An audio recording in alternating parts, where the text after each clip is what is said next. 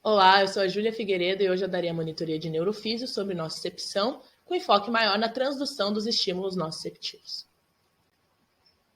Então, primeiramente, é importante a gente salientar que a nocicepção é um dos tópicos dentro da grande área da fisiologia da dor. Por isso, a definição de dor é importante ser feita antes da nocicepção. E segundo o órgão International Association for the Study of Pain, dor é uma experiência sensitiva e emocional desagradável, associada a uma lesão real ou potencial dos tecidos corporais. É um sinal de alerta de que algo no organismo não está do jeito que deveria.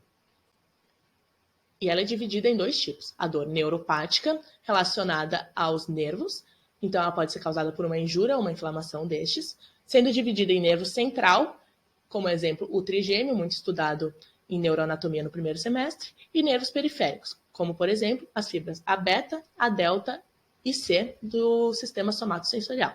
E a dor nociceptiva, que é o foco da nossa aula, causada pela lesão tecidual ou pela inflamação, como exemplo os cortes, contusões e queimaduras. Agora que a gente já definiu o que é dor, a gente pode definir o que é nocicepção.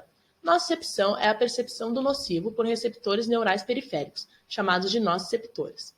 Os nociceptores, por sua vez, são terminações nervosas livres compostas por fibras de pequena espessura, dividida entre fibras do tipo A delta e fibras do tipo C. As fibras do tipo A delta e as fibras do tipo C, cada uma tem uma responsividade a um estímulo específico. Então, quando a gente tem um só estímulo específico para aquela fibra, a gente chama de unimodal. Quando tem mais de um estímulo, a gente chama de polimodal. E esses dois se encaixam tanto em estímulos químicos, quanto estímulos mecânicos, quanto estímulos térmicos. Já quando a gente fala silêncio, vai se referir a inflamações, e quando falamos de visceral, a gente vai se referir a isquemias ou distensões mecânicas. Aqui nessa imagem é possível perceber que a fibra A delta é responsiva a estímulos térmicos e estímulos mecânicos, enquanto a fibra do tipo C é relacionada a inflamações e também a vários tipos de estímulos por ser polimodal. Agora, no que tange a velocidade da propagação de cada uma das fibras, a gente tem que a fibra do tipo A delta ela é pouco mielinizada, enquanto a fibra do tipo C ela não possui mielina na sua composição, fazendo com que a velocidade da fibra A delta seja um pouco mais rápida do que da fibra C. Por isso, as dores vão ser diferentes. Para a fibra do tipo A delta, a gente tem uma primeira dor, ou a gente chama também de dor rápida. Vai ser uma sensação de pontada, porque vai ter uma amplitude um pouco maior, enquanto a duração do tempo é mínima. Já na dor secundária ou dor lenta, relacionada a fibras do tipo C, a gente vai ter uma sensação de queimação, como o tempo dela dura mais e a amplitude dela é um pouquinho menor. Agora, falando sobre a transdução do estímulo nociceptivo, é muito importante que a gente saiba o que é transdução. Então, na fisiologia, transdução é a transformação de uma sensação em um potencial de ação. E no caso da nocicepção, primeiramente a gente precisa de uma lesão ou de uma inflamação. Essa lesão ou essa inflamação vão gerar a extrusão de substâncias do meio intracelular para o meio extracelular, como íons de hidrogênio, como adenosina, como ATP.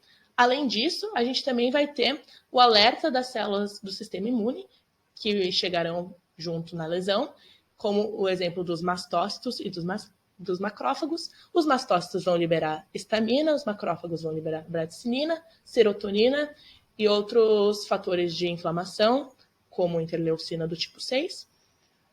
E todas essas substâncias que eu acabei de falar são substâncias que despolarizam o terminal nociceptivo. Despolarizando o terminal vai gerar um potencial de ação que vai seguir até o cono posterior da medula.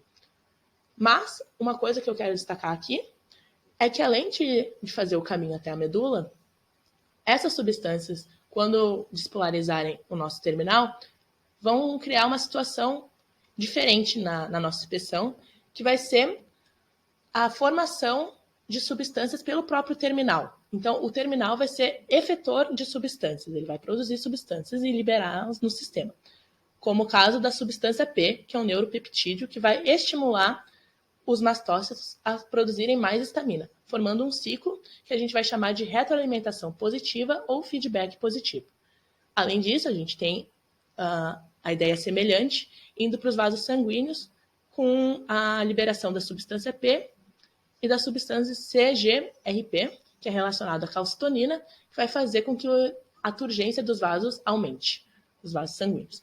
Além disso, por ação parácrina, neurônios e terminações nervosas próximos na localidade vão também ficar mais reativos, mais sensíveis à analgesia, que é a sensibilidade à dor. Sobre a transmissão do estímulo nociceptivo, falando já no corno posterior da medula, a gente vai ter o nosso terminal nociceptivo fazendo sinapses com o neurônio de projeção. É uma sinapse excitatória, onde o principal neurotransmissor é o glutamato, em ambas as fibras, tanto na fibra A delta quanto na fibra C. Entretanto, na fibra C a gente tem uma particularidade, que além do glutamato, a gente também vai ter a substância P agindo como um neurotransmissor excitatório. A diferença que ocorre é que os receptores de membrana do neurônio de projeção não são acostumados e não são tão eficazes para recolher a substância P do jeito que eles são para o glutamato, fazendo com que fique mais substância P dentro do botão sináptico, fazendo com que a responsividade aumente conforme o tempo. Por isso, as fibras C vão ter um aumento gradual durante o tempo de responsividade, enquanto as fibras A delta vão se manter constantes.